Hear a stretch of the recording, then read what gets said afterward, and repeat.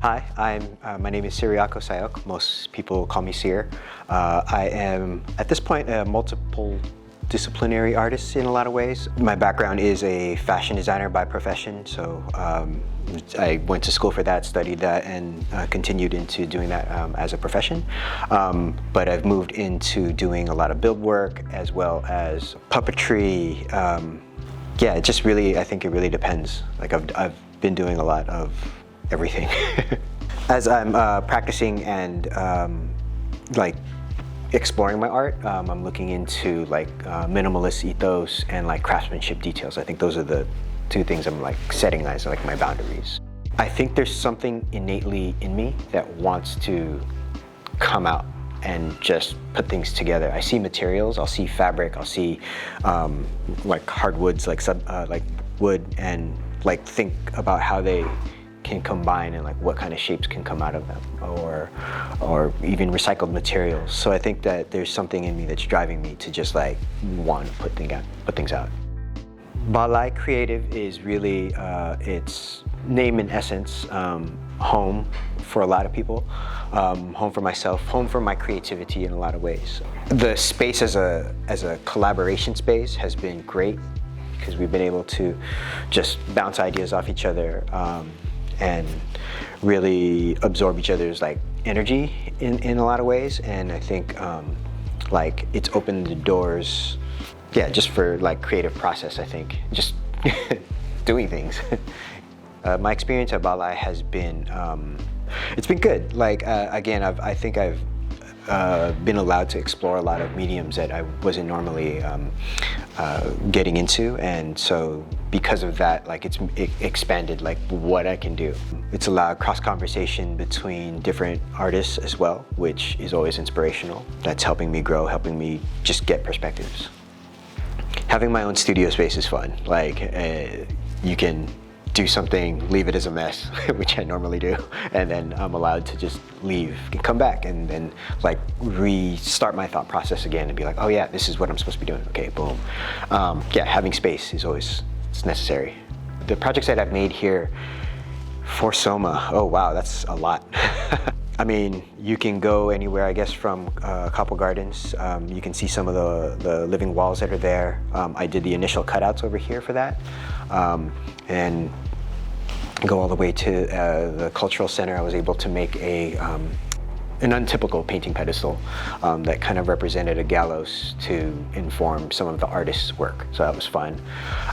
Last year, I was also able to create the paroles the Pearl Fest.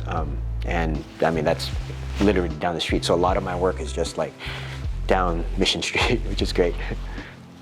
I am currently working on the Kapwa Gardens bus, so I'm helping build the furniture that's going in there. I actually just finished the wood cuts for that yesterday. Yeah, so we're, I think, doing the install this coming week, and then yeah, hopefully that's done soon. My dream project, there's so many dream projects. I feel like as a creative, you want to get your hands onto so many things, and I think this weird combination of something that embodies movement,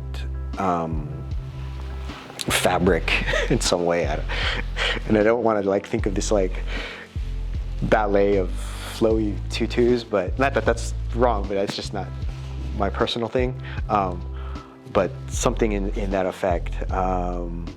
Yeah, working with other creatives to make sort of that like thing happen. There's this ancestral thing that keeps on knocking at my door, like pre-colonial Philippines that wants to, like a root in that wants to come out. So I'm trying to explore what that means right now. I get the answer or the question asked about how I embody Filipino identity into this art. This is something I ask myself as well, continuously. A conversation that I have with my partner, it's always funny because she's always reminding me, your art is Filipino simply because you are Filipino.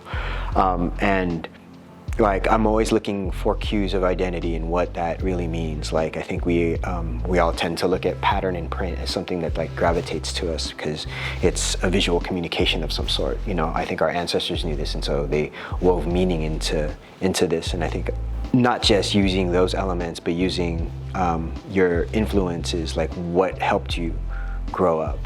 I think we all had spoon and fork, but it was like more than just the big spoon and big fork or the tinikling dancers. There was meaning behind that I think, even though it wasn't like literal, like it is in a lot of ways, because it's like, oh, food was always something that was welcoming. So like I embody, like when I eat warm food, that's in my identity. So I like eating with people, like sharing that across.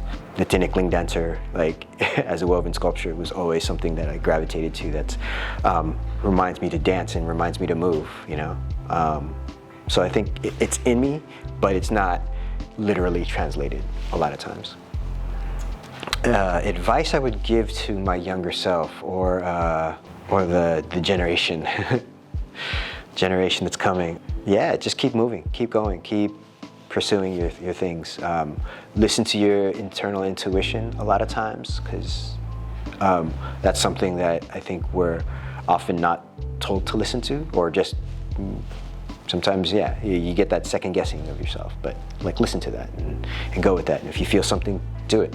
Focus on that. If you get a chance to become a ballet artist, like, come here, please. Like, the exchange of ideas is always great. It's fun, and I think creating is, the creating's within me. So, like, that's something I just want to, like, hey.